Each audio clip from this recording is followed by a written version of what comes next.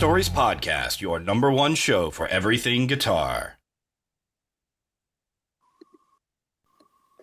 Hello, Guitar Geeks and Guitar Stories podcast fans. We're back. It's me, Andy, and Dr. Dan is there. Hello, Dr. Dan. Hey, Andy. Hello today. So sorry for that. Like almost every week but any week we kind of pull it off somehow. Find there's no lag or anything working. Oh, there's terrible lag, and your voice is cutting out every third word. So I'm having serious issues understanding you. We're going to go to the live chat and see if they have issues understanding you, or maybe it's at my end. Dan's cutting out according to everybody. So let me wonderful change browser. What are you gonna? What? Let me change browser. Oh, you're not using Safari, are you? Come on, I've got some seriously good news, and I really want to share it with the world, and I can't because we can't understand you. I can see Glenn is in the green room backstage, comfortably sitting, waiting. It's Dan. Andy is fine. I know. Well, then, in that case, I will kick Dan out whilst he sorts his stuff out, and I will do a thank you. All right? See you in a bit, Dan.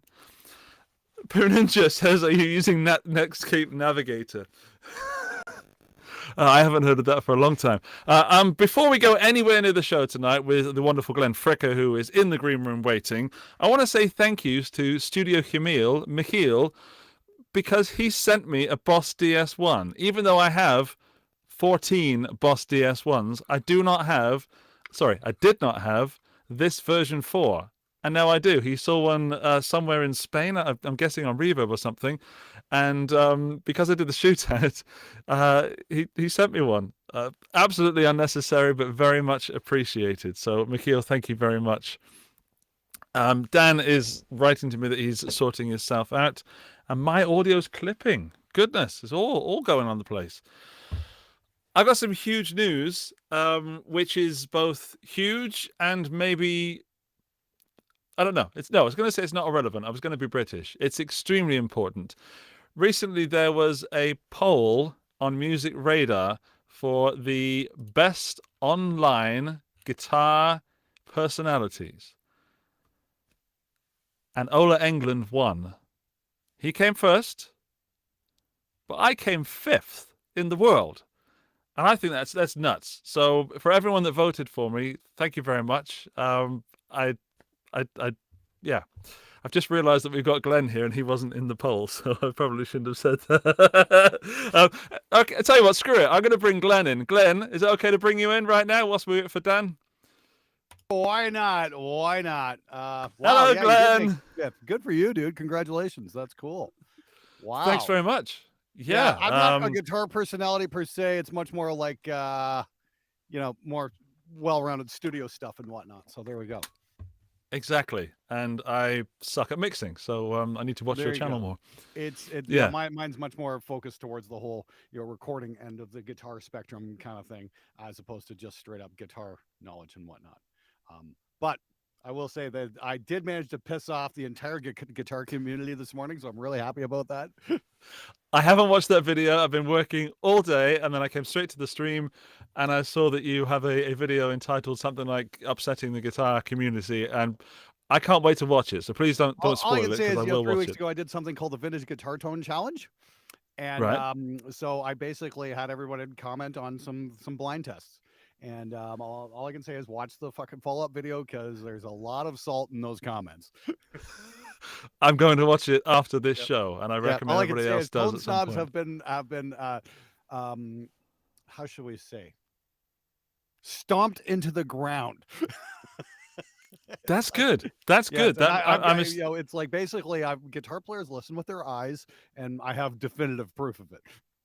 So right, I can't wait. In fact, I'd rather do that than doing this live stream right now. But we'll bring Dan back in. We'll bring Dan in. Dan, are you there? A lot of fun. I'm here. The whole purpose of that video wasn't to make guitar players look like idiots. They do a good enough job of that all by themselves. No, this was to give people maybe a little bit of knowledge to be armed with when they walk into a music store and think a little bit more carefully about where they spend their money. That's all. All right. That's good. I'm always a big less money and getting all the same or better results. So Exactly. I will absolutely watch that. Right. Then Dan normally does an introduction for our guests, and I'm sure he's done one this week. In fact, I know he's got a special title for this introduction. Oh, fuck, and here we go. Do I? yeah, yeah, you text me on WhatsApp and I said that you were winning. I can't say what it is. Shit. I was under the impression you meant my pick of the week, but anyways. Oh, No, Henning says hi, by the way. I just got a text from Henning. He's like, say hi to Andy. So, hi, Henning. Oh, now I got it. Okay. Hi, Henning. Right. Okay. So, Okay. Glenn, here is your introduction. It's the Glenn-troduction. Oh, God. So when today's guest starts talking or screaming, others listen. And today we welcome Ontario-based YouTuber and audio engineer Glenn Fricker, who earned a reputation to fucking tell guitar players and others online to avoid recording mistakes, and who's able to expose bad products and give honest reviews without even thinking about consequences.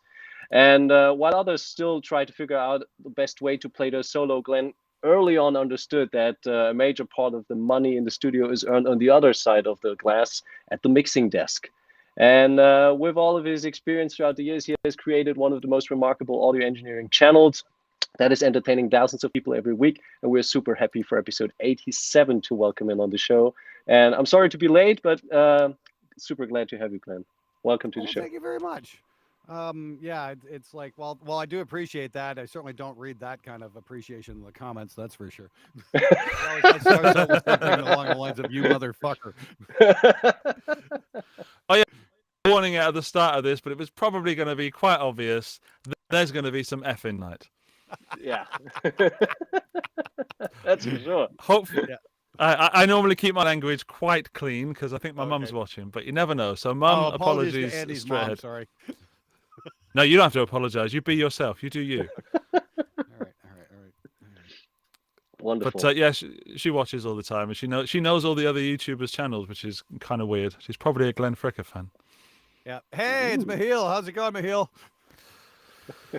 So yeah, I want to get onto our gear picks because I don't talking to Glenn about Glenn, and I've got lots of questions and lots of stories and anecdotes about Glenn because we've met several times in real life, of course, the three of us, in fact. And but we want to do some gear picks, mainly because Glenn, I think you might be able to support me this week.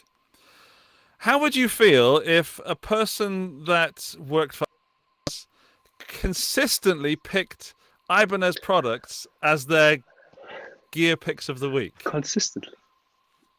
Yeah. Regularly. Yeah, there might be a bit of bias there. I'm gonna take a wild guess. Yeah, just a touch. That's fine though. It's his job, you know. It's his job. Yeah, and I also It's his like job to promote Ibanez. I mean, like, yeah, I'm not gonna hold. You know, I'm not gonna hold against him. Ibanez makes some incredible guitars. See, So that's why I picked them. yeah. Okay. It'd be nice if I could try one on I the do not show deny sometime. it. See now, Glenn, you're just trying to get guitars for the show, so we're all trying to, all trying to earn a buck. Hey, Right, hey, I'll say this. I'll say this. After 6 years of trying, Schecter finally sent me something, and I'm so thrilled about that. So I'm like, okay, it's possible. All I can say is that. Good. Let's pray. So if you have a question for Glenn, by the way, save them for a little bit later. We'll do the gear stuff, and you can ask them, but I'll put them in that little pile of questions, and we can ask him later, and you can send him money via PayPal, etc. So, we have gear picks of the week. I think we'll go for Dan's pick first, Glenn. Is that okay with you? Yeah. Oh, what's it gonna be? Wow. What could it possibly Drum be? roll, But please. let's play the jingle while Dan somehow figures out what. Dan's pick of the week. Dan's pick of the week. What's your pick of the week, Dan? My pick of the week is the Gold Boy. Not the Gold Boy, but a Gold Boy. The new Scotty LePage signature AC guitar. And I purposely picked this guitar over the TOD, over Tim Henson's model, because I just digging the looks. And it's one of the, I think it's first ash-bodied premium guitar. So it's a signature guitar for Polyphia's second guitar player, Scotty LePage. It features a beautiful kind of golden finish, new Fishman Fluence pickups with golden bobbins, a special inlay, Scotty LePage inlay on the 12th fret, and some offside white block inlays, which I really dig because I've never seen the inlays like these on AZs. I think it comes, of course, with a roasted maple neck and an ebony fretboard, so you have all the basic ingredients of the AZ line, but with some like Polyphia intricacies, like I said, with like the Fishman Fluence pickups and the golden look. And I'm just like I'm sold to this guitar. It's just, it looks gorgeous. Yeah.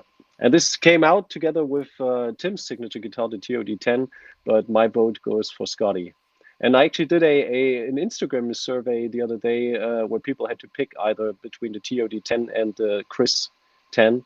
And it was, I think, like 34 for the Chris and 66 for the TOD. So I'm going with the minority, but this guitar is my pick of the week because I'm digging that hard.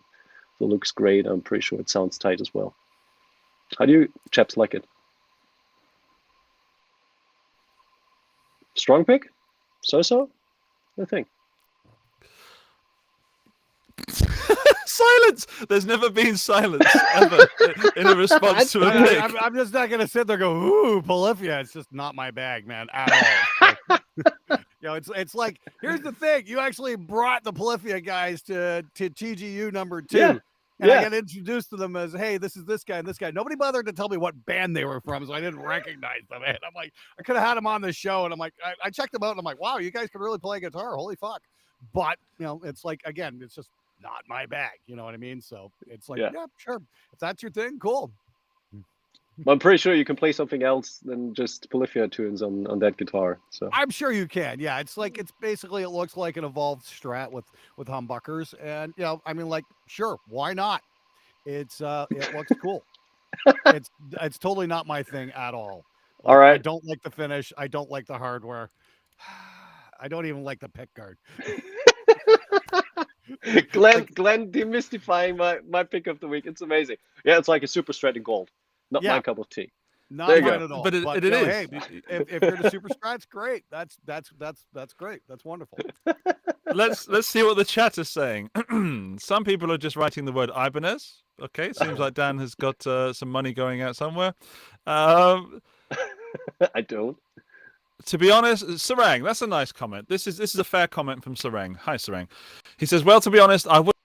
Dan has picked this week, regardless of my employer. That's a fair comment. I think, Dan, you've got a strong pick this week, regardless of your connections to it. Yeah, that's my take also. What about just people just saying generally Ibanez stuff? Stay on topic, people. We're talking about this guitar, not about gems, not about Piers, not about TOD 10s. This guitar. Right. Anybody else? Here's a nice one. Here's a sort of Alex Vanderpass says, "Wah ha ha ha ha ha ha ha ha. Glenn honesty is killing me. Rufflemayo." Hey, Alex, how's it going, man? Hi, Missed you Alex. last Nice summer, to see buddy. you. Would have been cool to hang, but oh well.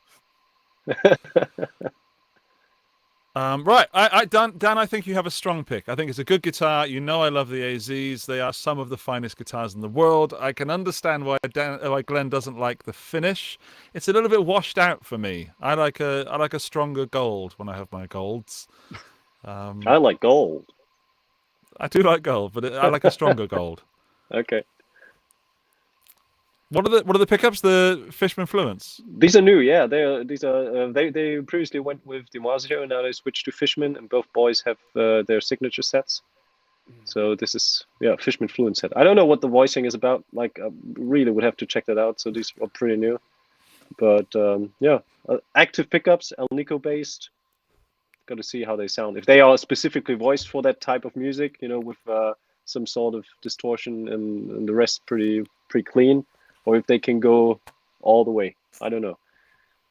Sorry, I'm listening to Dan and I'm watching Glenn. And if you're listening to the audio version, you are saying all these... You are poking the bear. You are poking that Fearless Gear Review bear.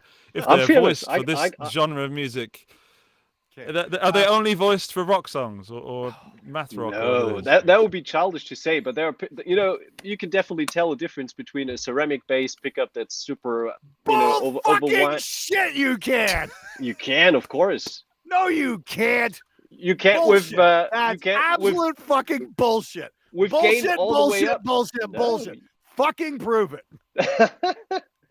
If you put the gain all the way up, you certainly can't tell. But if you play some Bullshit. cleans, Even with the gain down, you can't tell.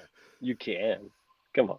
Ceramic versus Alnico. Okay, great. Hold on. One moment, please. Best time ever. Oh, I don't know where Glenn's gone, but I hope he's gone to get a sledgehammer. probably. I hope he appears in the Ibanez room with Dan with a sledgehammer. What's he doing now? I don't know, but the chair's moving. Yeah. Let's make Glenn big. Let's make Glenn big again. Okay. Let's see what's he's up Yeah, to. he's there. All right. What have you got there, Glenn? This is a cream tea guitar. Okay. That happens to have a removable pickup system where you can hop swap your pickups. They were nice enough to sell me an Alnico and a ceramic. You know what the difference is? About this fucking big. About 10,000 times smaller than Henning's penis. Yeah. Oops. And you can do this on the fly. I've got my video coming out on pickups on Thursday. Just watch the video. That's all I'm gonna say. It's like, all right. We go on and on and on and on and on endlessly about pickups. So it's voiced like this, it's voiced like that. That's fucking pure nonsense. It really is. The differences you're going to get are so fucking minuscule. It's not worth the effort or the price. If you want to change up your sound, change your speaker, because that's the thing that actually makes the fucking sound. Yeah, but Glenn, people don't play two cabs anymore. The only thing anybody's ever going to be able to tell the difference in pickups, are they single coils or are they humbuckers? And we proved that this morning. People can pick out a single coil versus a humbucker, absolutely. But we go on and on and on about voicing and whatnot. Maybe some pickups are a little hotter than another, but as for actual voicing, no, that's fucking pure nonsense. And it's nothing you couldn't change up with a parametric EQ pedal. Of course, of course. But if we talk all straight setup, I think it definitely makes a change if you have like super hot wound pickups or super low output pickups. And I'm not going to debate that. I'm talking about the actual tone, the actual frequency spectrum that a pickup puts out. It's so minuscule. It's absolutely. Like, this is the thing. And there's been so much information about this. Like I said, I got a video coming up on pickups, and this is great. But we waste so much time and effort going on and on and on endlessly about pickups for the amount of difference it does. Somebody made a quote there on my channel last week, and I thought this is great. You're talking about magnifying glass differences when we should be talking about the things that really make the big changes, like speakers. Housing speakers. I was talking to a pickup maker at Guitar Summit this year. I won't say. Was that the one where you could slide them in and out of the guitar? Because he made me try those out too, and I'm like, wow, I'm really impressed. I'm not going to say who it was, but this pickup maker said that, quite honestly, you would get more difference in changing the guitar cable than you would the pickups. Oh, that's interesting. He makes pickups. I would tend to agree with that. So when you go on, it's like, this is the thing. I had a conversation there with somebody else. I can't mention it. He used to work for a major pickup designer. I was showing him a guitar. He's like, oh, what kind of pickups are in there? And I'm like, humbuckers. It's like, are they humbuckers or are they not humbuckers? That's really all you got to worry about. It's like in a blind test, people can pick out a single coil, no problem, but that's about as far as it goes. Yeah. And I mean, there's probably one additional spec that you could tell the difference. It's the waxing of the pickup, because if pickups are not waxed, they're more prone to feedbacking, etc. So noise levels, that kind of thing. Absolutely, correct. I'm not debating that at all. You're absolutely right on the money there, Dan. No question about that. Yeah, waxed pickups, if they're not done correctly, they're going to cause you all kinds of noise issues and whatnot. And that is a major concern. Is if you're considering changing out your pickups, is it going to improve my tone or is it going to clean up the sound? Because I've had a situation where I had a Jackson Rhodes V with really shitty pickups, and every time I'd have a rest, the pickups would just feedback like crazy. Swapped them out for some EMGs, problem went away. Did the actual tonal spectrum of the guitar change? No, not at all. There's Glenn. We jumped already right into the topic, but have you heard about the guitar pickup database on Instagram? I think that guy is doing all the testing, like the spectral analysis. Wow. And he's That doing the sounds A-Bing and actually kind of really pointing out that even if you think, if the manufacturer is pointing out that there's a big difference in the tonal characteristics, the actual diagram shows that, like you said, it's a minuscule difference. Right. There are differences, so it's Yeah. not a lie, but you probably couldn't hear if you're not a well-trained musician, Right, let's say, at exactly. top And level. And Yeah. as a recording guy, I mean, like I feel like I've been misled a lot of the times by guitar player. What's the word I'm looking for? Jargon. Mhm. And when I'm looking for real solutions in my tone, I'm like, why am I not getting the sound? There's a lot of bad information out there. Oh, well, you need this, you need that, and it's like, no. Nobody ever says the really most obvious thing. Did you try upgrading the speaker? The I thing think that actually makes the sound. yeah. Remember, we had an idea. If speakers had different colors and finishes, I think guitar players would swap them out and experiment Yes, much more with them. Oh yeah, Exactly. yeah, I and, would. And that's the thing. I've been talking to some speaker manufacturers. I'm like, can we make them in like, Dayglow purple or something like that? Yeah. And nobody's been able to pull that off yet. So I don't know. That's a cracking idea. Right. I would love to make a bright purple speaker or one in bright yellow or something like that. I want to do a guitar speaker like that. That would be great. Because if people could see them, they'd buy them.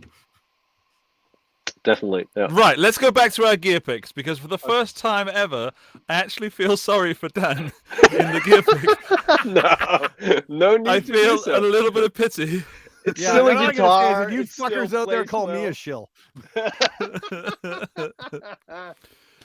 Right, okay, so Dan's gone for this Golden Ibanez with some pickups in it, which I think are humbuckers. We've definitely clarified that. Active Yep. humbuckers. Active humbuckers. I'm going to go next because I can't wait to see what Glenn says about my pick. It's yeah. We'll play my. I've got a jingle, Glenn. We'll play that, and then Sure. and then I'll recover somehow.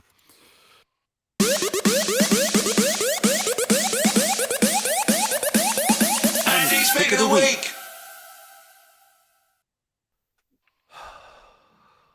I'm a little scared, but my pick of the week this week is a guitar pedal. The guitar pedal in question is a brand new release today, as of recording of the podcast. It's called the Unobtainium from Crazy Tube Circuits. All right. And it's a two-part pedal. On the left-hand side is I should say, two Dumble amp voicings. And on the right-hand side is a clon. And it's a modified circuit or a stock circuit. You can have the buffered version or the true bypass version. I didn't hear a difference when I tested that switch there. And it's got an effects loop, so you can put a pedal of your choice or several pedals between that overdrive clon and that amp Dumble within the pedal. So it's super cool. And I played it last week. I released the video earlier today, and I had a lot of fun with it. And of course, I have it here.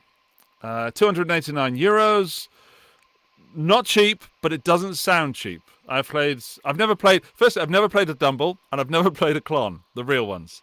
However, I have played pedals, and this is one of the better ones. Okay.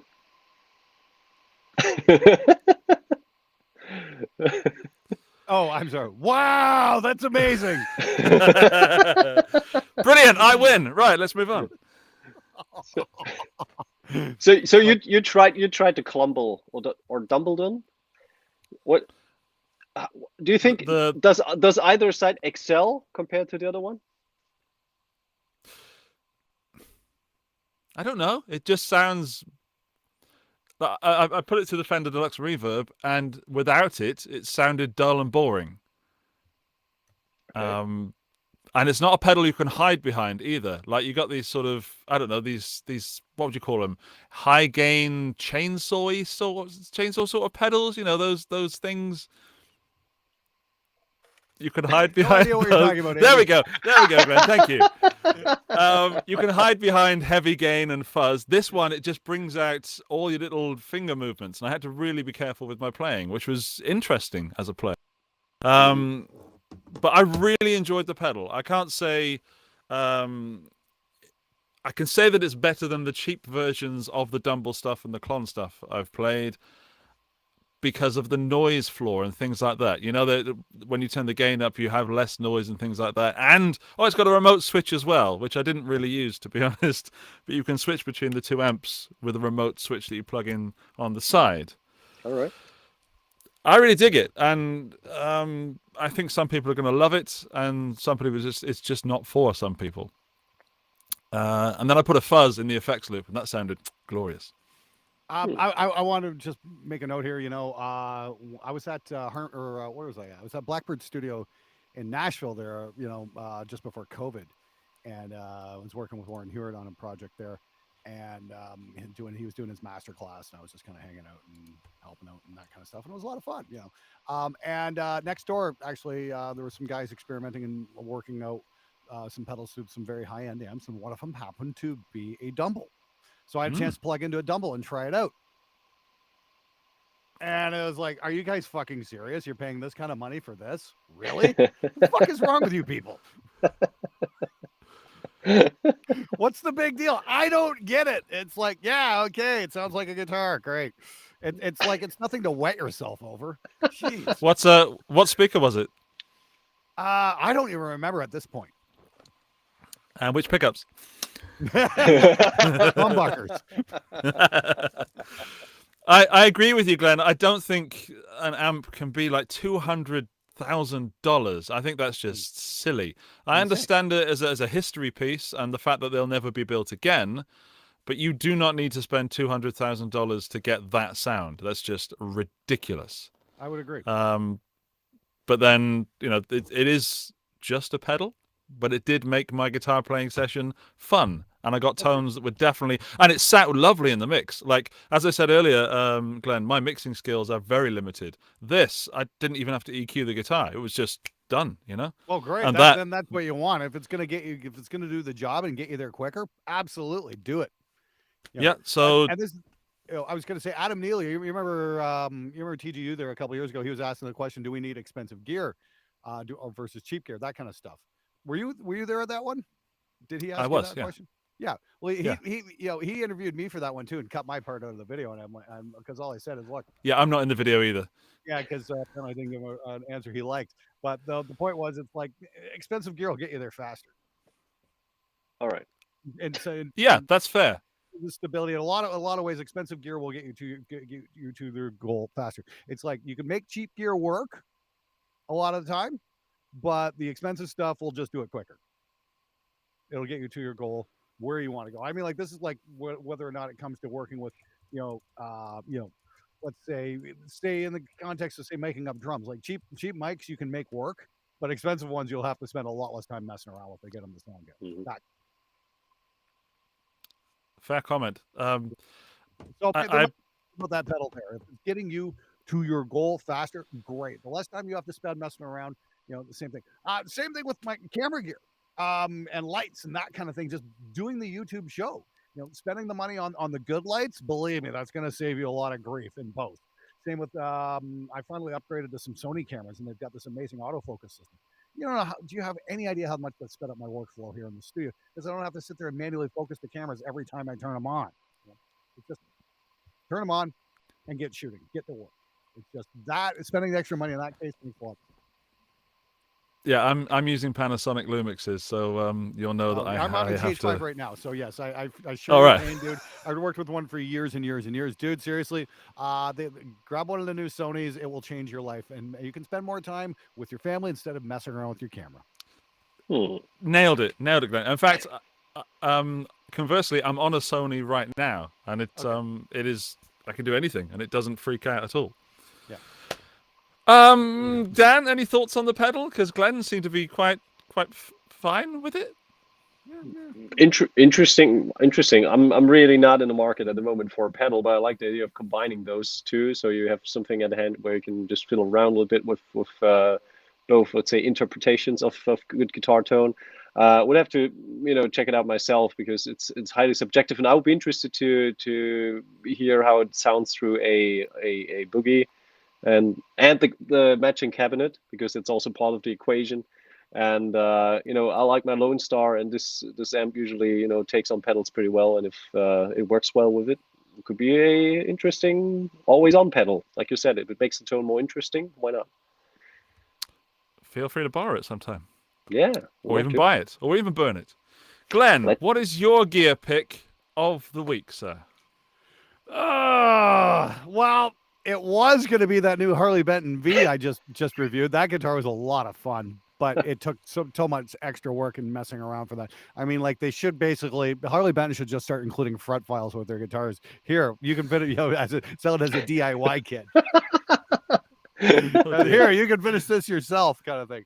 That I think might be a good idea. That and they need to start putting the proper hardware on the guitars and realize that if they coat the hardware with a black enamel paint, it's not going to carry the ground to the strings. Because that was a problem that I had happen on 2 guitars, and that was a giant pain in the ass. And I've had some follow-up videos, and I tore the Harley Benton guys a new one on that one. They fucking deserved it too, because you're selling these to kids who don't know how to fix this shit. And it took me a few days to figure it out how to fix this. That's not cool. Once the guitar has some work done on it, it's actually kind of a lot of fun. But it's like you're going to need to spend. If you don't know what you're doing, you're going to probably spend 150 to $200 bringing the guitar to a luthier to get it up into playing shape. So that's not cool. However, I had this show up yesterday. And I'm super excited about this one. This is doing it for me. This is the new Schecter. What the hell is this? Hold on a second here. You're gonna remember the damn model numbers. I better get this right, or they're gonna fucking crucify me. Hold on a minute here. Let me just check here.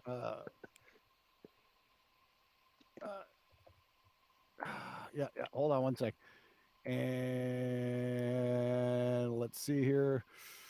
What do we got here? Oh, it's the SLS Elite Evil Twin. Okay.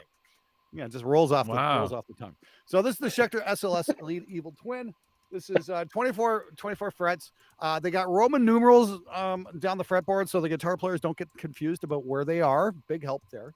And it's like, hey, play the 5th fret, and you can just go to the guitar player. You're trying with them. Hey, make sure you're on the 5th there. You go, oh, there we are. Great. Just helps them out big time there.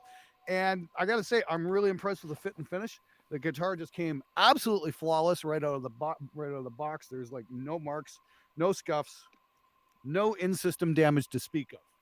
And that's what I've been having a lot of problems with a lot of guitar manufacturers as of late is in-system damage. I mean, I paid $2,800 for a Mustaine V earlier this year, and the paint job was amateur at best, and I was not impressed with that in the slightest. This is about half the price of one of those Mustaine Vs, and the finish is flawless.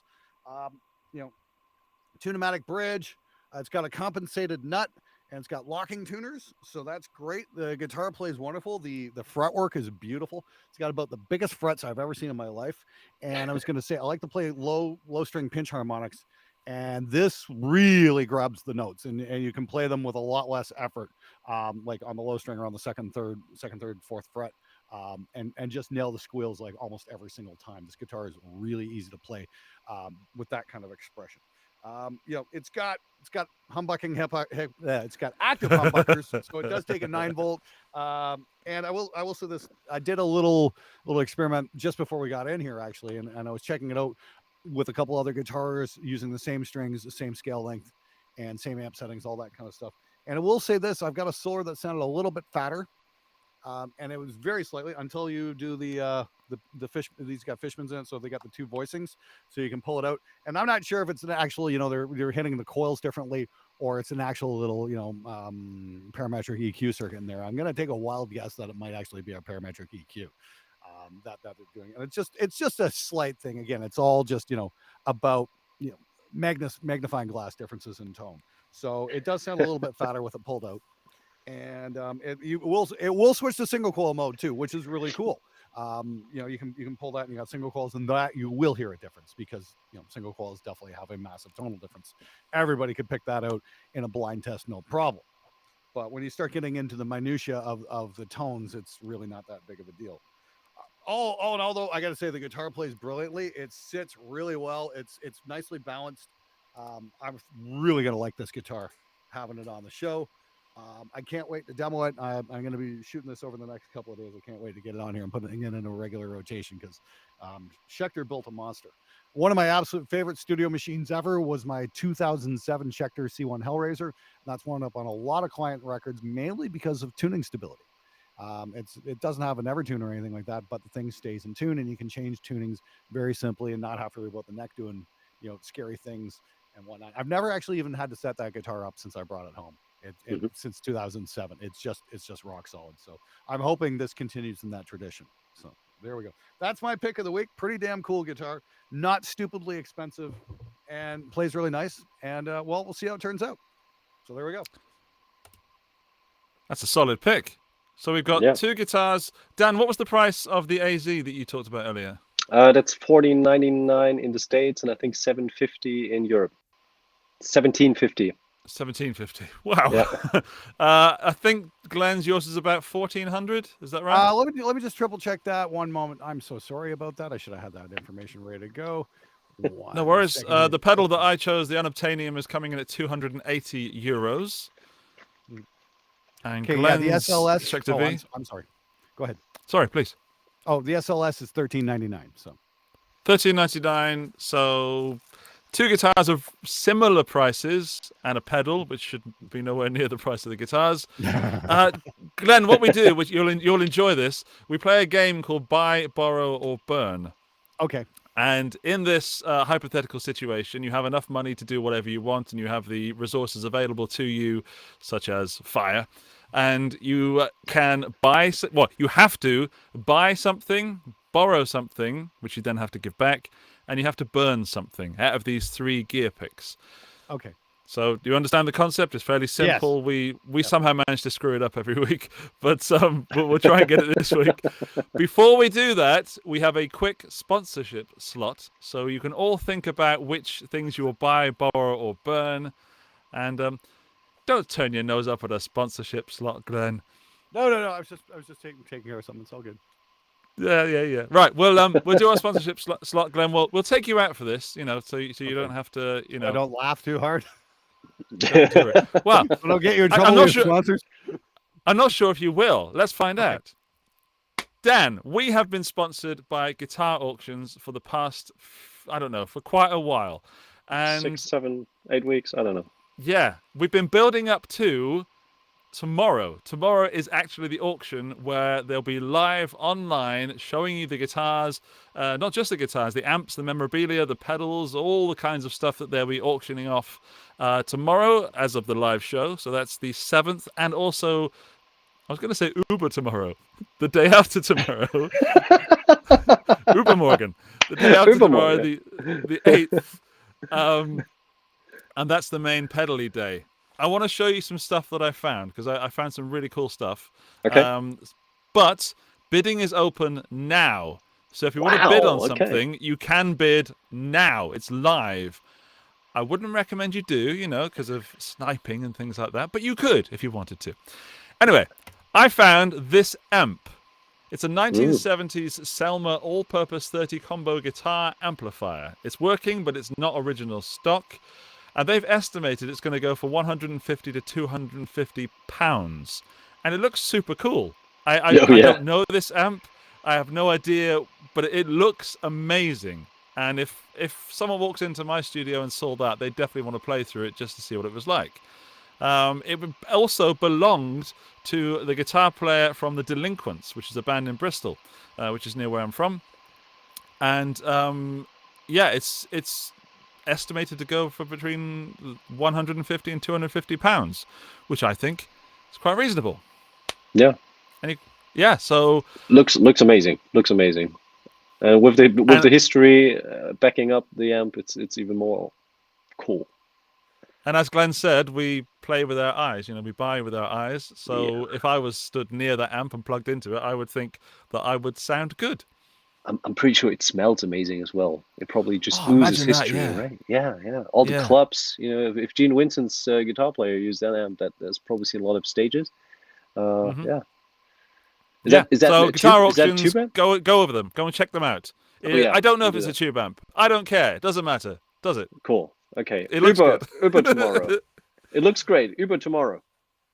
Yeah, so it's guitar-auctions.co.uk. You can go and bid there now. Let's bring Glenn back in and buy, borrow, and burn. Hey, Glenn. Okay. I was going to say, just on that app, you were talking about the smell. Yeah. The guys at Ward Beck Technologies here in Canada, they were kind of like Canada's Neve. They had a technical term for that smell. They called it bar tar. I like that. Nice. I'm sure it's got plenty of bar tar. It's oozing with bar tar, quite literally. Yeah, I would think so. Yes. Yeah. You might want to wash down the circuit board with some soap and a wire brush once you get it. Right. Let's buy, borrow, or burn. Buy, borrow, or burn. We'll go to the chat first. We go to Gary O'Neill, who is going to buy the AZ, borrow the pedal, and burn the Schecter. Sorry, Glenn. Okay, we can burn Gary. There's too many Garys in the world. We got a Pooh Ninja. He's going to buy the Clumble. Thank you, Pooh. Burn the Golden Boy and borrow the V. Okay. Okay, that's a safe choice. Safe choice. Melodify, just because of the shape, buy the AZ. Borrow the Schecter, burn the pedal. Oh, ooh, it doesn't look good, Andy. Dear. Doesn't look good. Michael will borrow the Dumble Clon pedal, buy the Evil guitar because I need a V in my collection, and burn the Golden Ibanez because Andy's pedal won't catch fire. I'm sure Glenn could find a way. If your pedal's not catching fire, you're just not using it wrong enough. We've got a man called Adam Steele from Hot Pole Studios. Hello, Adam Steele. He's just talking about Fishman. I just wanted to put him on the screen to say hello. Right. I'm super intrigued to know what Glenn's going to do with this gear, which is why I'm going to ask you, Glenn, last. I'm going to go. Yeah, exactly. Go last because it's the most fun answer. Yep. Dan, will you go first? All right. Of course, since I picked it not just because I work for the brand, but also because I like the guitar. I would buy the AZ, the Chris, borrow the Schecter because I think it looks great. I'll be intrigued to feel how it plays and also hear how it sounds. If Glenn's so surprised by it or convinced by it, and since I don't really need that Dumble Clon whatever mixture, I'll probably try to set the pedal on fire and see how it burns. Sorry. Very predictable choice this week, Daniel. Yes. Okay. I actually think it's a tough choice this week. I'm gonna go next. We'll save Glenn for a little bit. I would. You know what I'm going to do, Dan? You know what I'm doing with one of them already. I'm just trying to justify the other two. Okay, here we go. So I would borrow the Unobtainium because, I mean, I've got it, but I would borrow it because I would not be sure if I'd want a Dumble sound and a Clon sound, but I would want to buy that Schecter. Because I don't have a V at all, and I don't have anything that's got evil in the name, and that just sounds cool. Which means I have to burn something. I guess it will have to be the Ibanez AZ. Okay. Because I have an AZ and it's phenomenal, and I don't think that I would need that in my collection. The V would be a better addition. Yeah. Final say. All Mr. right, Fricker. Yeah. Okay. Glenn, fill us in. All right. Well, I would buy the Evil Twin V because I'm kind of in love with it right now. It really plays amazing. This is a guitar I would definitely pick up and buy and feel very happy with the purchase. I would borrow the Ibanez because most of all, I just want to take it home, do some test recordings on it, run it against some other guitars with the same scale length and strings and whatnot, and see if there's anything about this voicing in the pickups that Dan's marketing bullshit is going on and on about. I love it. And and I would burn the pedal because it seems like the kind of exact tone snobbery kind of nonsense that I really fucking can't stand. And to burn the pedal, I would probably hook it up to about 7 car batteries all in series, and then plug it in. That's how you make a pedal burn. I love it. I love it. I love it. But wasn't you talked about the voicing? Wasn't it Adam who made the point in the studio about using different voicings of the same pickups to kind of make it sit nicer in the mix? Is that something? I don't know how true that is. I mean, like, it might not. I don't know. I'd have to test it out to verify. That's an interesting claim. I'd love to see the evidence. I'm sure he's got the traction around, and he'd be more than happy to share it with me. Yeah. I think I don't know how if it's a case for these Fishman pickups, but isn't the idea behind the Fishman, the Fluence, the whole Fluence pickup idea that they have two modes? One is the most a more passive mode, and one is a more active mode. So the discrepancy between the curves should actually be pretty recognizable in that case, right? It's pretty hard to tell the difference. You know, Okay. I'll say that. I've got several Fishman guitars. I mean, like, I had a Strat that I wound up selling that had some Fishmans in it, and that was a little bit easier to tell. But you know, when you're talking about some of the more higher gain shit, it's kind of difficult to tell. I've got the V here. What else do I got? That's good. Check. Got Fishman Sonic. Give me 1 second. I'll be right back. We do everything live. Yeah. Just leave. Oh, we whilst Glenn's gone, we didn't talk about it. I came 5th on the Music Radar poll of best guitar. I don't know what it was. Number 5. That's amazing. I was 5th. Yeah, in the world. Who, in fact, in the universe, I might say. In the universe, who is 4, 3, 2, and 1? Can you fill us in? Firstly, I beat Justin Hawkins, which is stupid because he's amazing and I love his show. Okay. I was just underneath Rick Beato, so Rick and Justin Hawkins had an Andy sandwich. Then I can't remember number 3, but number 2 was Arya from Guitario. She is phenomenal, and I can't pronounce her name. And number 1 was the magnificent Ola Englund. All right. Interesting results. But congrats on number 5. Yeah, Thanks. yeah. Congratulations on number 5, Andy. That's amazing. Good for you. I hope more people watch your show. You know, I hope so too. I'm getting hungry. You know, it's like my other guitar there is made from material called Rafane, and that just came in a little while ago. Yeah, it's like a composite guitar. Yeah, it's from It's from Poland. It's really fucking cool, actually. And it's got a Fishman on it as well, and you really can't tell the difference if you pop that coil top or not. So some guitars maybe a little more than others. Let's just put it that way. There's no definitive answer there. Good. Right. Well, that was revealing gear picks this week. It was slightly predictable that I was going to burn Dan's pick, whatever it was, and and somehow we survived Glenn Fricker, choosing our picks. So thanks very much, Glenn. I really enjoyed that. Okay, good. That was fun. Cool. Good. I'm glad you enjoyed it. We're going to go talk to Glenn now about Glenn and what Glenn does. So if you have questions for Glenn, spotlight is on him. He's going to enjoy this thoroughly. I can tell already. Oh, God. I'm going to kick it off with the first time that I met you, Glenn. Firstly, I am a big fan of what you do. I enjoy what you do, and I learn from what you do. And out of all the people we get on the show and all the YouTubers that I know, you're one of the only ones that actually make time to watch, because it's not too... I'm never going to get any blues licks from you. It's very different to my content. And yeah, I like what you do. Compliments are finished. That's now, done. Okay. But yeah, I was also a big fan when we first met, which was Music Messa in 2018. Yep, I remember that. Yep, we went out for Mexican food and you got sick. Exactly. This is the year that Henning had his camera bag stolen. Right? Stolen. Stolen. Yeah. Okay. Spoiler. Yeah. If you're in Germany, don't go for Mexican food. Yeah.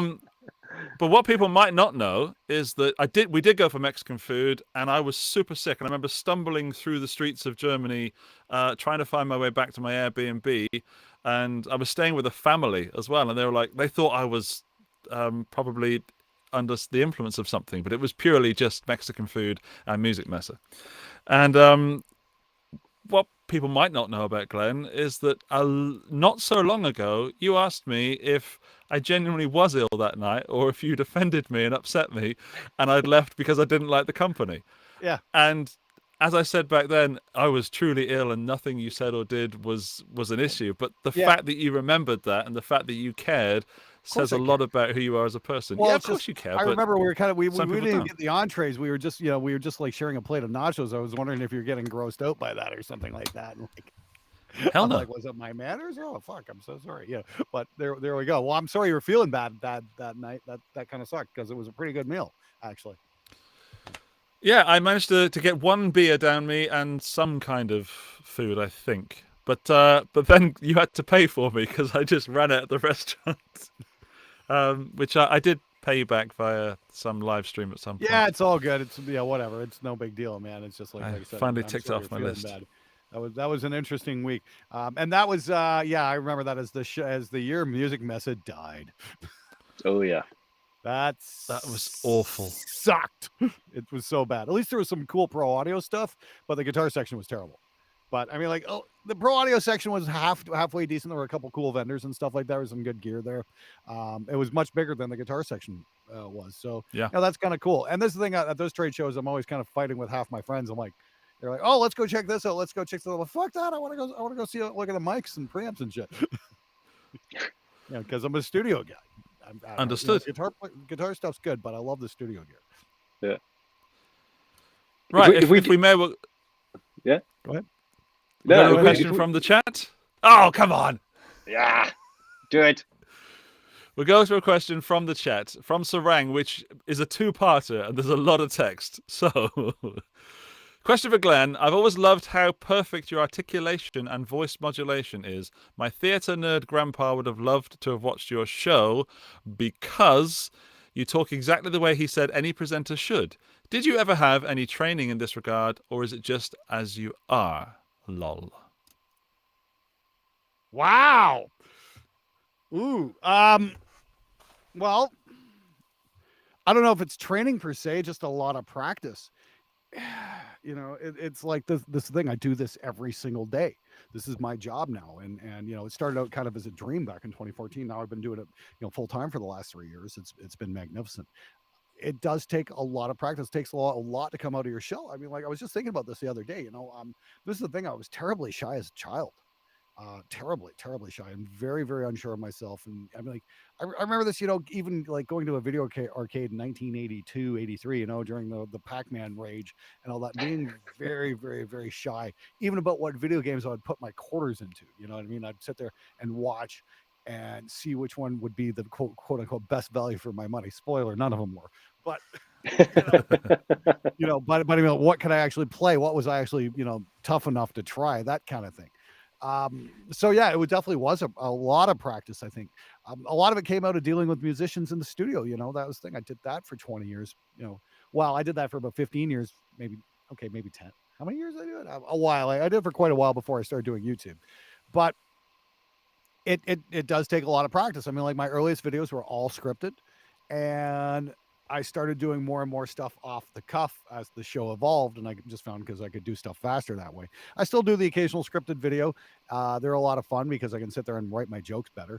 So that does help. But well, no, good jokes need to be refined. It really can. This is the thing. My friend, you know, you guys see the funny guy on the show, but the truth is I'm just an asshole. At least that's what all my friends tell me, because you know I'm always running my humor by them, and they get all the B material. You know what I mean? So all the horrible jokes that I tell, you know, everyone just gets pissed off. You're such an asshole. And I'm like, well, I'm writing.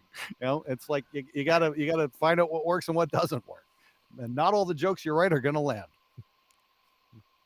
So I think Henning said he's a 5%, so he gets 5% good jokes, and the rest is trash. And I think that's pretty generous as far as Henning's jokes are concerned. No, I think that's fair. I think it's fair. Yeah, okay. I don't know, but only the 5% gets put in the show. I've known Henning a very long time. Not once have I ever found him funny. Oh, it hurts my heart. He's an incredible guitar player and an incredibly gifted musician, and a pretty damn good speaker too. So he at least has that to make up for it. But funny, whoa.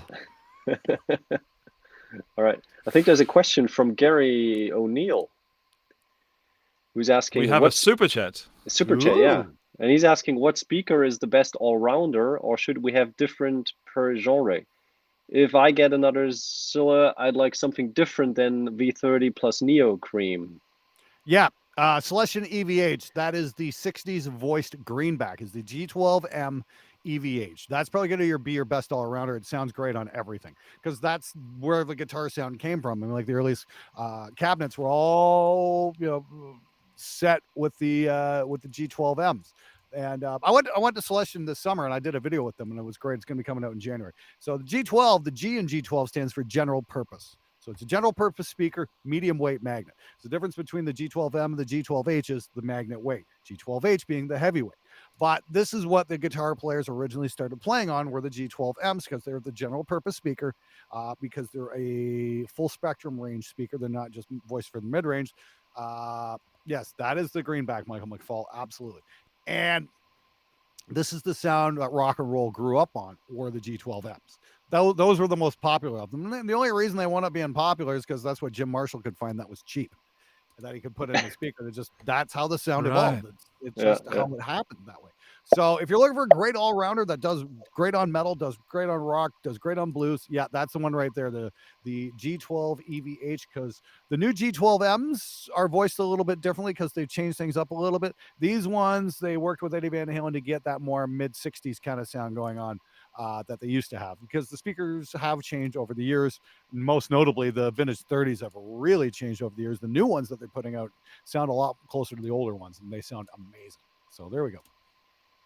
So Thank you, Glenn. In fact, for a speaker. Wonderful. I'm actually follow your advice because I'm using vintage V30s at the moment, and I opened up my cab after watching your video and found that I have one of the ones that are hopefully not a 2017, because that was absolute dog shit in your video. That was really bad. But I think the one I have is not one of the better ones. So I will be changing my speakers, and I think I will probably follow your advice.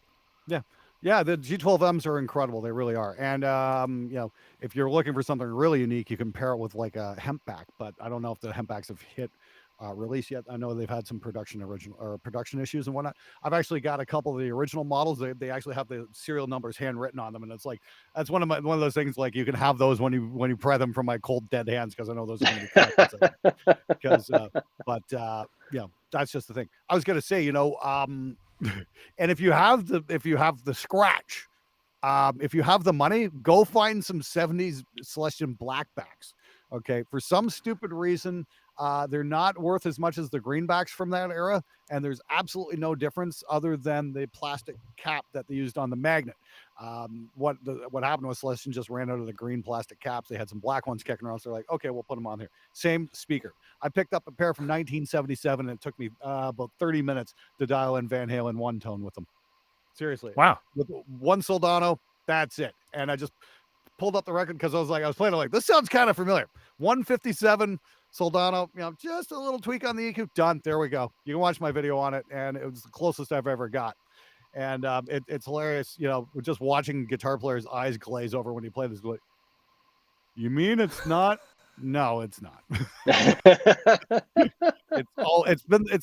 is the reason why nobody could ever get Van Halen tone, because they're barking down the wrong, they're going down the wrong path. They're barking up the wrong tree. They're thinking the pickups and the tubes and the tone wood and all the rest of that bullshit's going to make some kind of big difference, where they forgot the most fundamental thing. And that's the thing that actually, makes the freaking sound. So if you can find the right speaker from that era, you're going to have a much easier time trying to go through, because a speaker ultimately is a filter.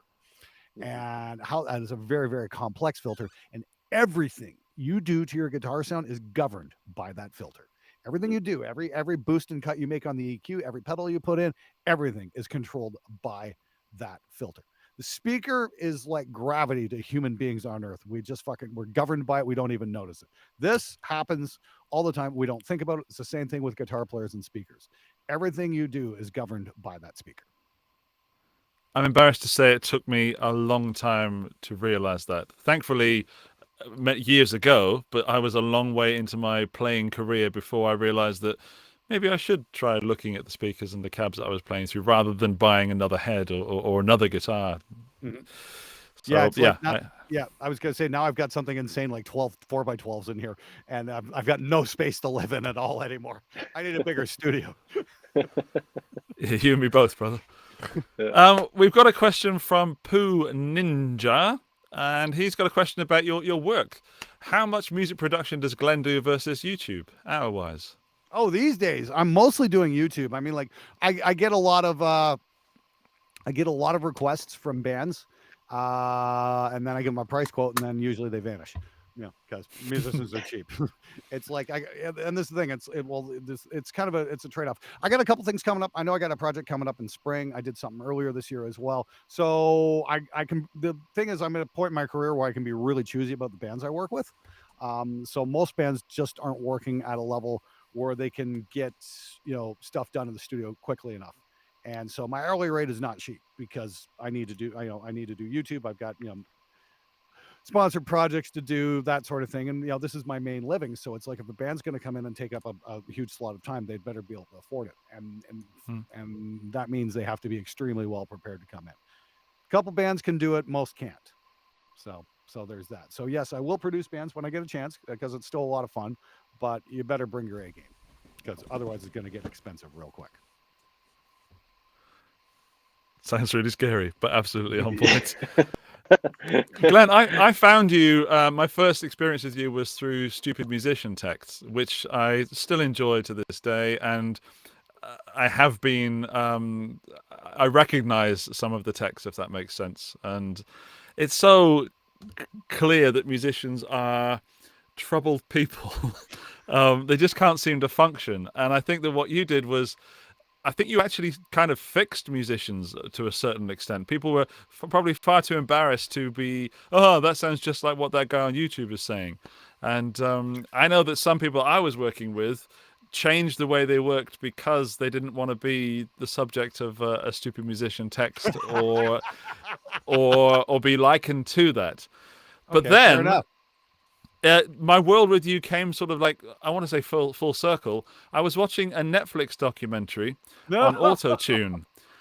And I was watching this Autotune documentary, and then on my screen on Netflix is Mr. Glenn Fricker. So I screenshot the screen and I send it to you. And you're in the Autotune documentary. It's amazing. Yeah, that's done by a Canadian filmmaker named Sam Dunn, and he's got a production company called Banger Films, and he's done some really amazing stuff. He's done the two-part of their Metal Headbanger's Journey and Global Metal. Those are a couple films that came out about 2006, 2008, sometime around then. Fabulous movies. Then he did like a tour documentary with Iron Maiden, and they talked about loading up the plane and all that kind of shit. That's really cool. He's done documentaries on Alice Cooper, and most recently ZZ Top. Those are on Netflix as well. And then This Is Pop came out. And he's actually an anthropologist, so he studies human culture. So that's where all this comes from. Really amazing stuff. And I was kind of blew me away because I've been a fan of his films. I'm like, oh, cool! I got to be in one of his films. That's really cool.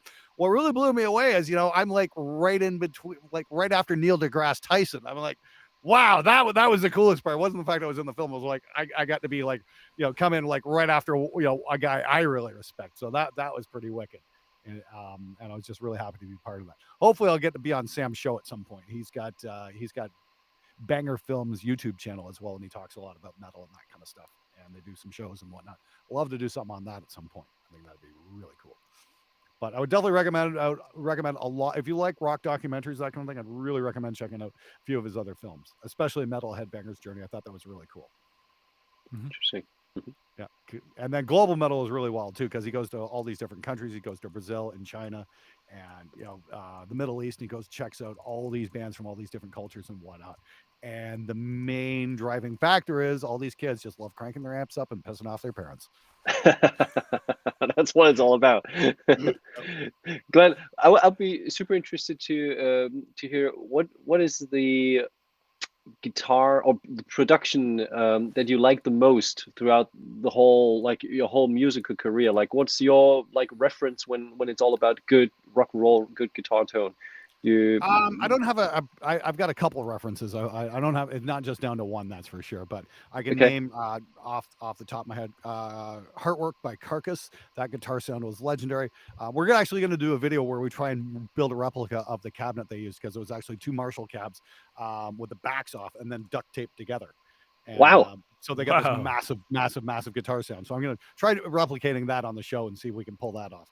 Colin Richardson is just a production genius. He really is. I mean, like Andy Sneap, who was just on my show recently, he interned for Colin. So I mean, Colin's just a legend. He's done so many incredible sounding records.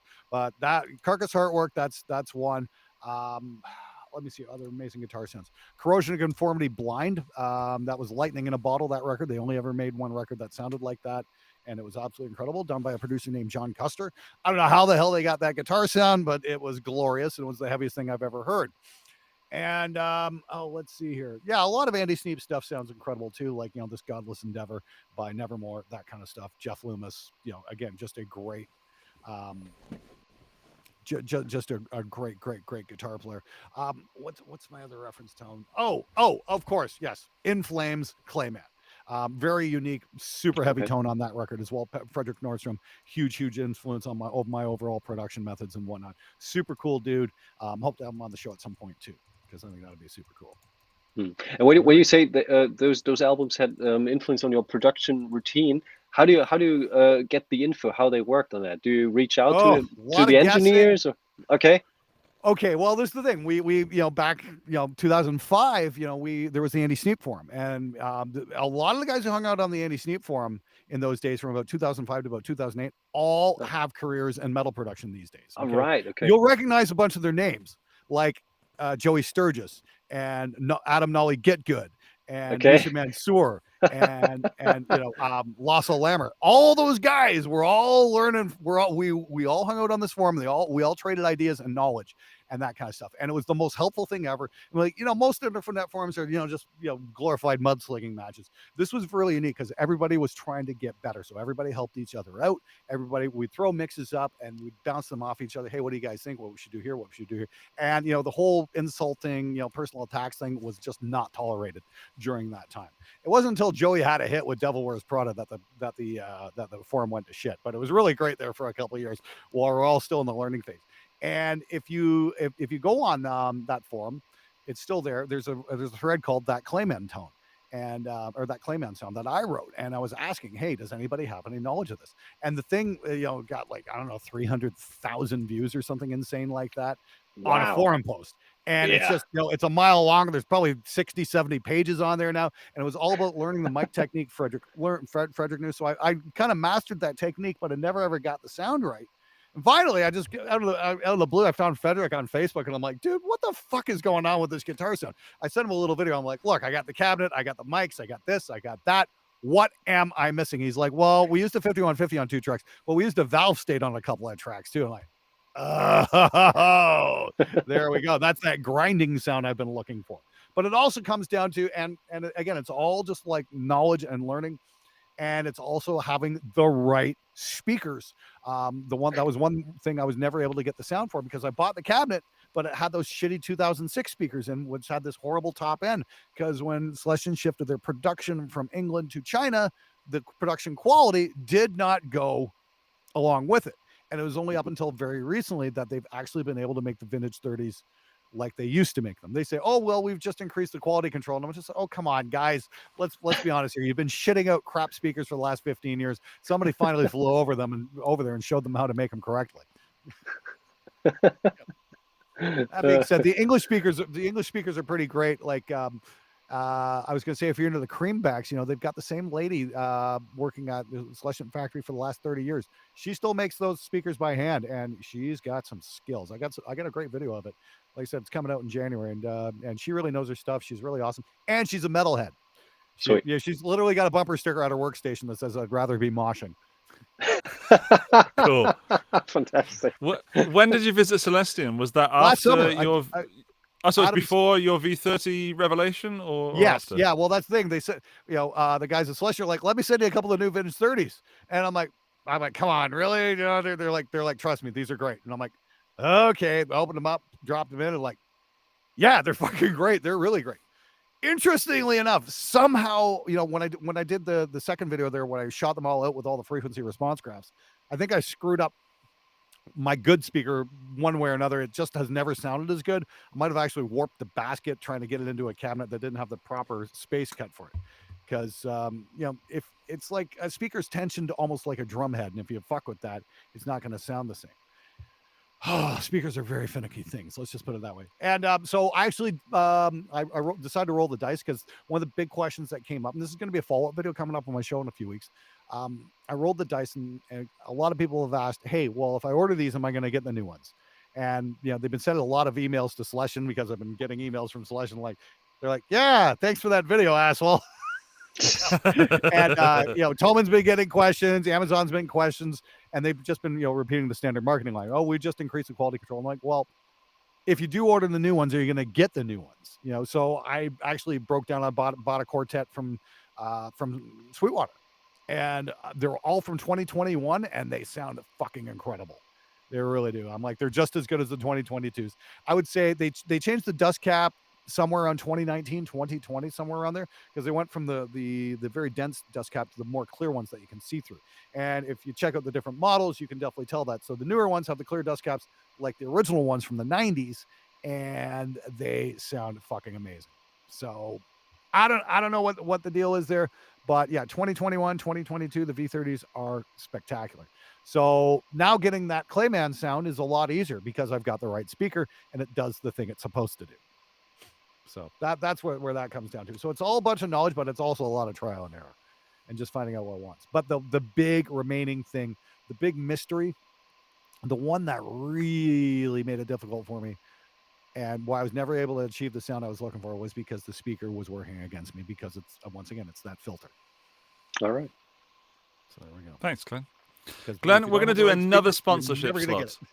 I'm sorry? We're going to go for it. We've got another sponsor to talk about. So we're going to give you a little break, and you can go off and think about speakers for a minute. So we can welcome you back in a second. Dan, yes. Here we go. Wait, I've got to get ready for this. Guitars are good, right? Yeah, they are amazing. They can be better. Stewmac, they make guitars better, and they have tools to do that. And I use the tools in my, I don't say daily life, but certainly weekly life. I know that you, Dan, also have a lot of the tools that Stewmac produce, and they are some of the best in the world. Mm-hmm. They don't just do tools. I found something, Dan, that's very cool. Show me, please. I'll show you. It is a mini T-Star electric guitar kit. That's hilariously funny. It reminds me of that meme that says Ed Sheeran's Telecaster. Yeah, it looks exactly like that one. I don't know how good it is, to be 100% honest, but it looks like a lot of fun. It looks like the sort of thing that you could build quite simply. There is some soldering involved, but it's very, very simple. It's a Telecaster style guitar. It doesn't get more simple. But they have $100. I can't say the word dollars. They have $100 off the mini electric guitar kits at the moment. So if you're listening or watching around this time when we've aired the episode, then save yourself $100 at Stewmac by buying yourself a kit. And that is one of the things that I would like for Christmas, in case anyone's listening. I was about to say, that looks like a fun project for the Christmas days, like between the years, ideal. And then you can play a tune on New Year's Eve. Right? I don't know. I mean, I've got a couple of other guitars I could do that with, but on the couch, maybe. Yeah. All right. Well, that's our I think our final sponsorship from Stewmac. We might see them again. We might not. I've really enjoyed learning about what Stewmac offer. Yeah. Thank you, Stewmac, for supporting us and being cool. Yeah. Let's bring Glenn back. Fantastic. Glenn, welcome back to the chat. Hello. Hey. Yeah.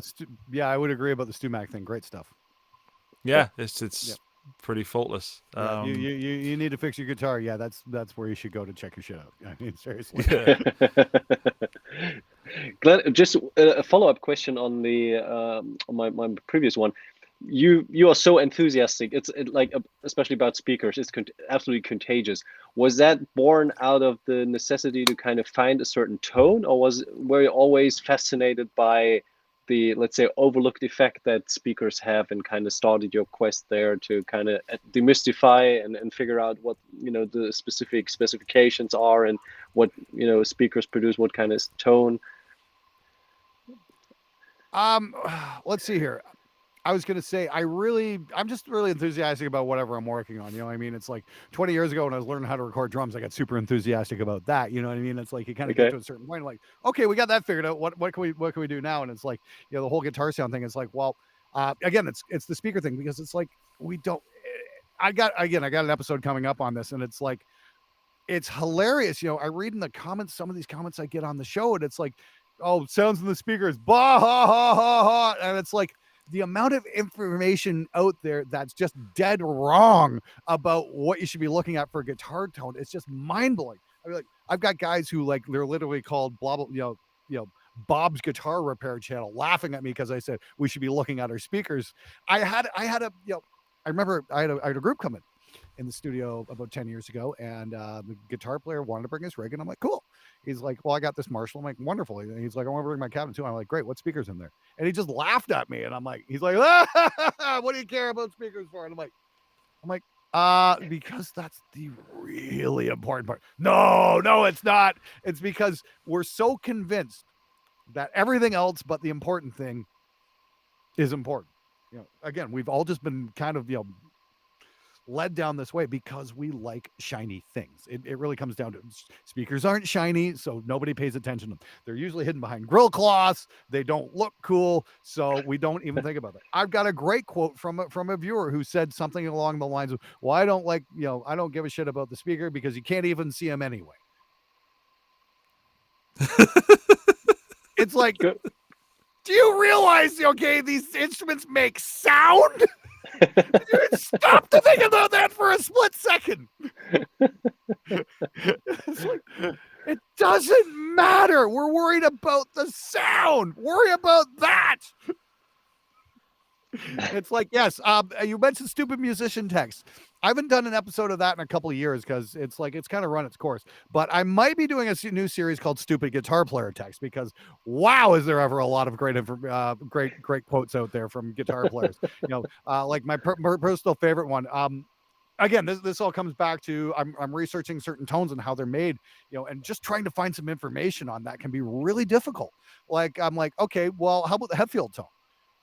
And it varies from album to album, and it's like, okay, so Black Album tone was actually an ADA MP1 into a Mesa Boogie tube amp into a Marshall vintage 30 cab. I happen to have all of those, and I've got a Marshall vintage 30 cab from like 2003, so it's still got the good vintage 30s in it. It's still got the English made vintage 30s in it, so that's cool. I've got somebody lent me an ADA MP1 and I need to do a video on this anyway. So, and I've got enough tube power sections. I'm sure I can get it figured out. So getting that tone shouldn't be too tough. But if you start looking at Ride the Lightning tone or, Master of Puppets, that kind of thing, that's where things get a little bit more unclear because there's a big debate onto what was actually being used in the studio.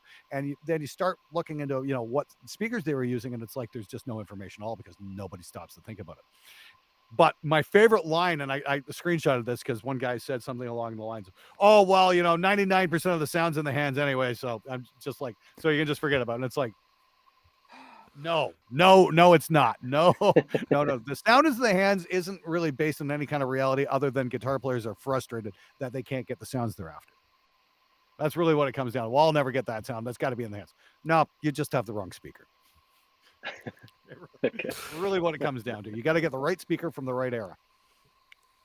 I know what the title of the episode is going to be. You've changed someone's life, Glenn, today. Melogify, okay, who is a consistent visitor to the channel, has said, I never realized the importance about speakers until this show. So, Glenn, you are fixing the world one guitar player at a time.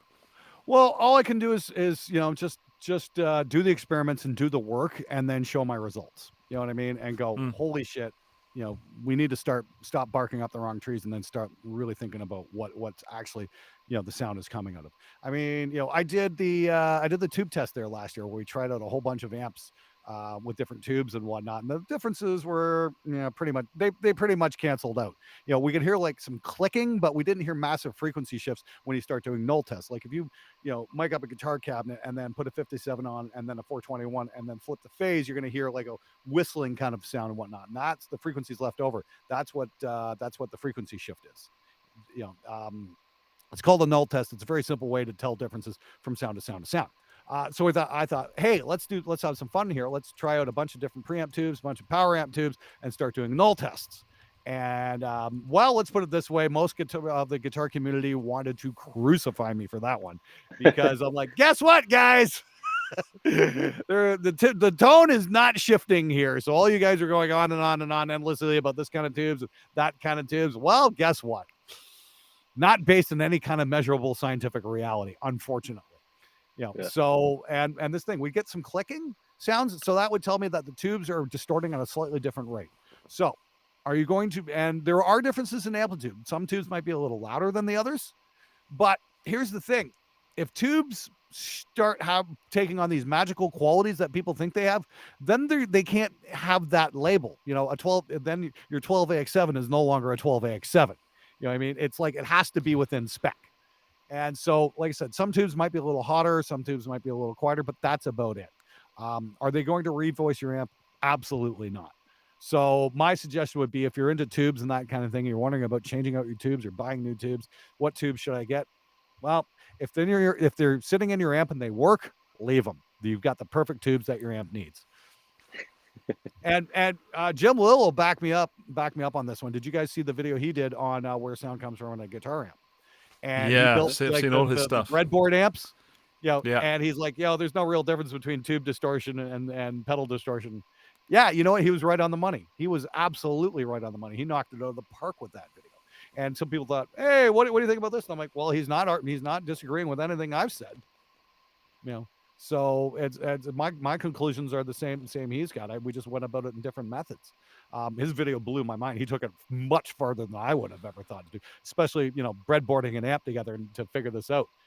That was pretty impressive. And you had a great point. The big thing is really where the EQ is in relation to the distortion in terms of preamp sound. But again, that all gets filtered through a speaker, so you can change your voicing up real simple that way. But good point. The whole thing about vintage tubes, and this is the thing, what was really great, because the big complaint I always get is, well, you just talk about metal tones. Well, what about real tones? So when we did the tube test, we used a little Joyo band amp, like a little single tube amp.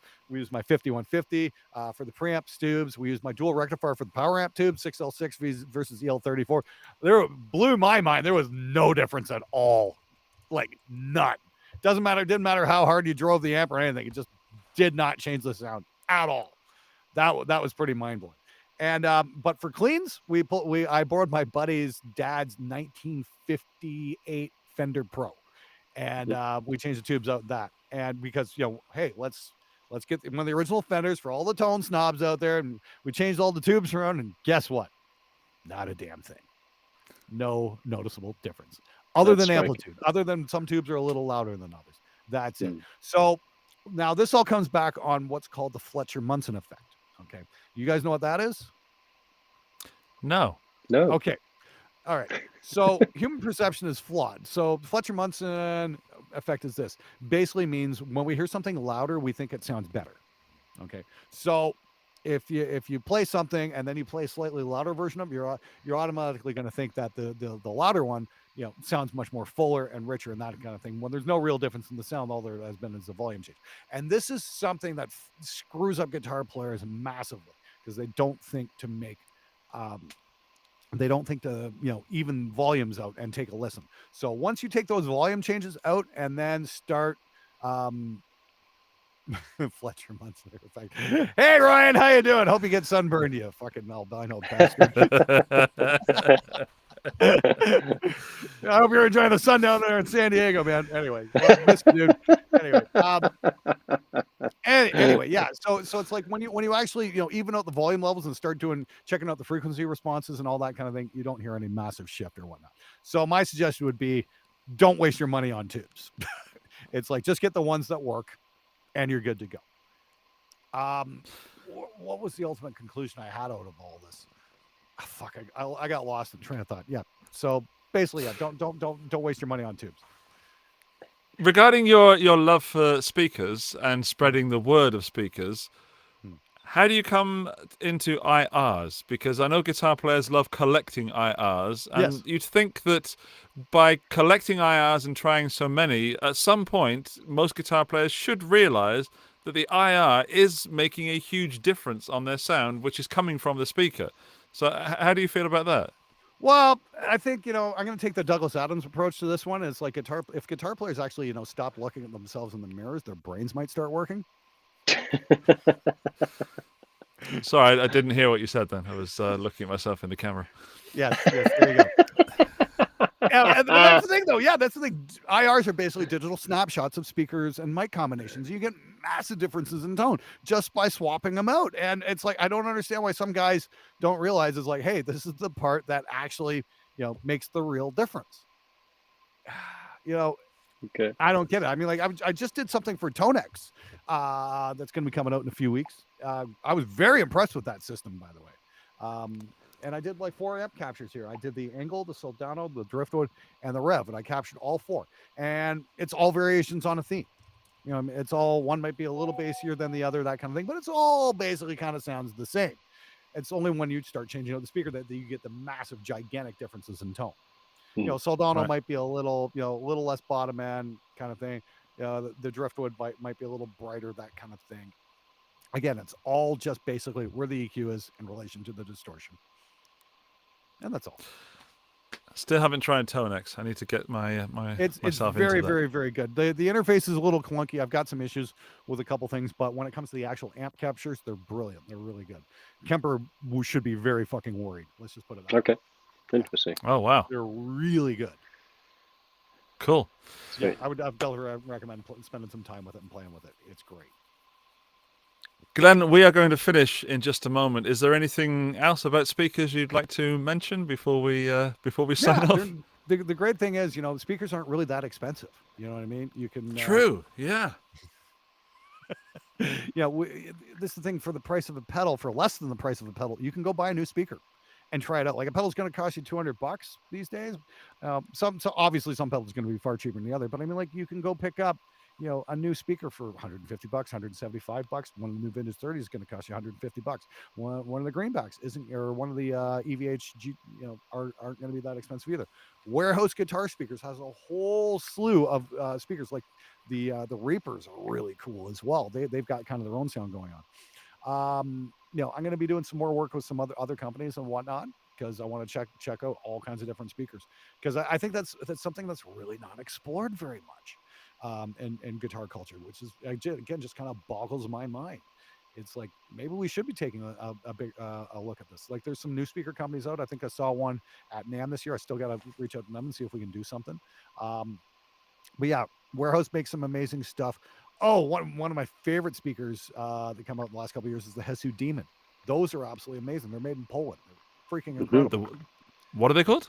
Hesu Demon. HESU is the brand name. Hesu Demon. All right, I'll have to check those out. They're phenomenal speakers. Yeah, reach out, see if you can get something on the show. I know Ola's a big fan. That's actually how I found out about them, because it was Ola's show. He was trying them. I'm like, fuck, these are amazing. So those are really cool. So, we're kind of actually at a bit of a renaissance when speakers are coming, because I know there's just so many available out there. I got some Mojo tones that I still need to check out. I know I want to do some stuff with Jensen as well as I've got that Mick Thompson speaker by what's the name of it? Eminence. Eminence, So, the Eminence has the whole thing. EV77. I keep hearing some great things about the Swamp things as well. But I just did again, just going back on the whole speaker thing. I mean, like, I just did a video with Laney about, the early Black Sabbath tone. And Adam Steele can back me up on this one. Yes, Sarang, you're right. The DV77, that's a really cool speaker. I got one sitting in my angle cam. But I just did a piece with Laney on their little 3-watt amp. That's a lot of fun, because I had to redo that, because Adam Steele got completely shit-faced the night before with the Germans at Gear Street. And he's like, "Can you take that video down, please?" And I'm like, "Yeah, that might be." I fucking warned you guys. But anyway. But Adam actually did the captures for 2 notes that go along with that thing, and they actually captured one of Tony's early cabs. And it's really easy to dial in the early Sabbath sound, because the early cabs weren't mounting Celestians; they were mounting Goodmans, and those. They were Goodman speakers, and that's why it had that really unique buzz to them. And if you do a little extrapolation, a little bit of deductive reasoning, Texas Heat and the Swamp thing. You're right, Dave L. I keep hearing about that. I want to check that out for sure. But here's the thing. Early studios in England, well, not early studios, but I mean, like, late 60s, early 70s studios in England would not have had an abundance of SM57s, because back in those days, the SM57 was still made in America. So it would have been expensive to get one into an English studio. However, the Sennheiser MD421 was made in Germany and didn't quite have all the excise taxes it did back then. So they were much easier to get hold of. And a 421 is voiced very differently than a 57. But if you watch a lot of European videos from classic rock bands, a lot of guys, they're everywhere. They're on the drums. People are singing into them because they were cheap and easy to get. So if you take that 2 notes capture that Adam Steele did of the Goodman loaded Laney cab, supergroup cab, and you put on a 421 mic on it instead of a 57 and crank it up, boom, there's first Black Sabbath album tone right there. And that takes about 5 seconds to get with the right knowledge. Wow. And the thing is, you, yeah, dude. you go check it out. Like we did a cover of NIB with it, and we nailed the tone. I mean, nailed it. And it took nothing. And the thing was, all the comments are going, yeah, but you need P90s, but you need P90s, you need P90s, P90s. Like, no, it's not the fucking pickups. That's the title of the show. It's not the fucking pickups. There's the title. There you go. It's the freaking speaker. Which actually brings us full circle to the very beginning of the episode when I was bringing up the Fishman fluences, right? Yeah, exactly.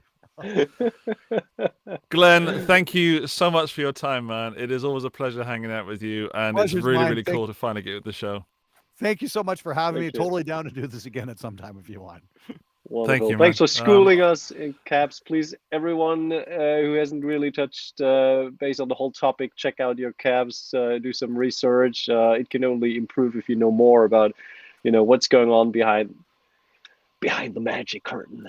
And hey guys, if you do watch my show, please leave a comment on some of my videos and ask, why hasn't there been any Ibanez on your show yet, Glenn?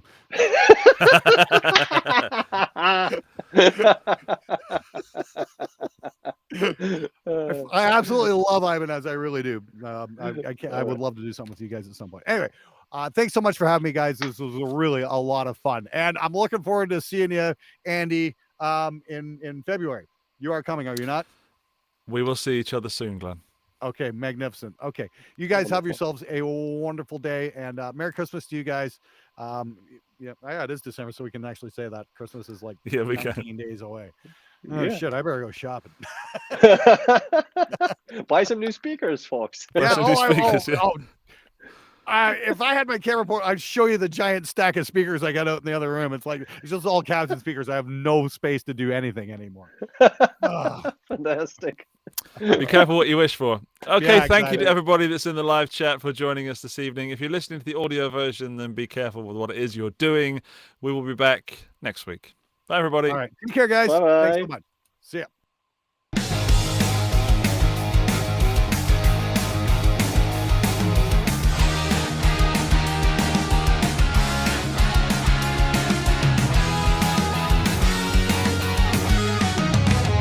Guitar Stories Podcast, your #1 show for everything guitar.